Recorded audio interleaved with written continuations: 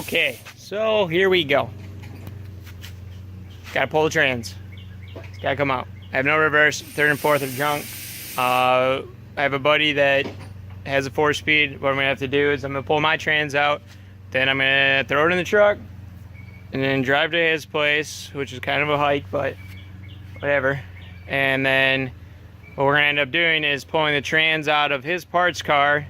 It was like his first Fiero, so it's kind of got some sentimental value, so I don't blame him. So basically, we're going to pull this trans, and then I'm gonna go up there, and then we're gonna pull the trans out of that car, put this trans into that car, and then I'll bring that other trans back and then put it into this car. So I get to like change like 4 transmissions. Should be great. But yeah, so let's get this shit prepped and start pulling. Well, rear bumper's already off. Like, why can't I run no rear bumper? Like, that looks badass.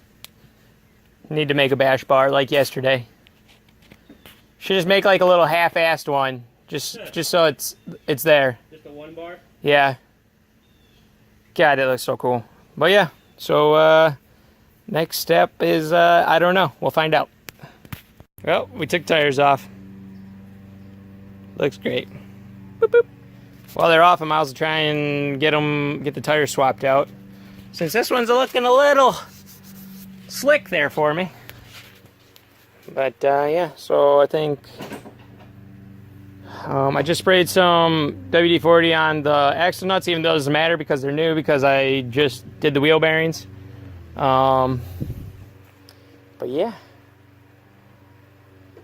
Well, trying to figure out how I want to go about popping those axles out.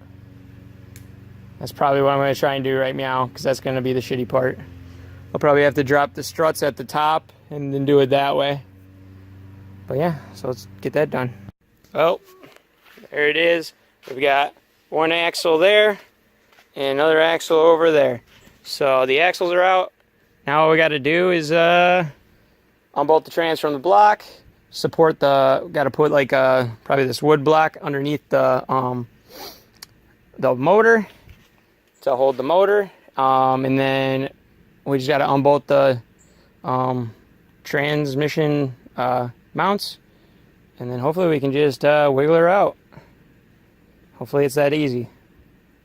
Dream a little dream, because I've already got, so I got the axles out, and then up here we've got the intakes off. Oh yeah, I had to disconnect the dog bone as well. Cables are off, and the sleeve is off as well. So yeah.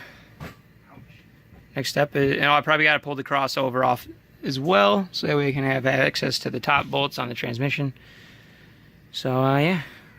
We'll see if we keep going, or I might come back a different day. We'll see what happens here. Well, so we got the front off. It's still down in there, but it's not holding no more. And then the back one is off. So now it's all loose.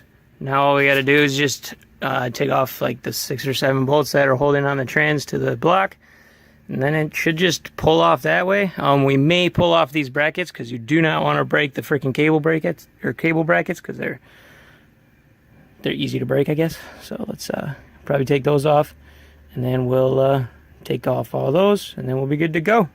So let's get all that done. Damn it. So I got most of them, and I just realized I have to fucking unbolt the starter. So now we got to pull the starter. But I'm going to go pull the battery off up here in the front, because I don't need to create more problems than I need. I'm pretty good at making enough on my own. I don't need to really screw myself. So yeah, we'll get the battery unplugged, and then we'll get the starter pulled off, and then hopefully the trans will be out. Well, it's out. That was fun and all.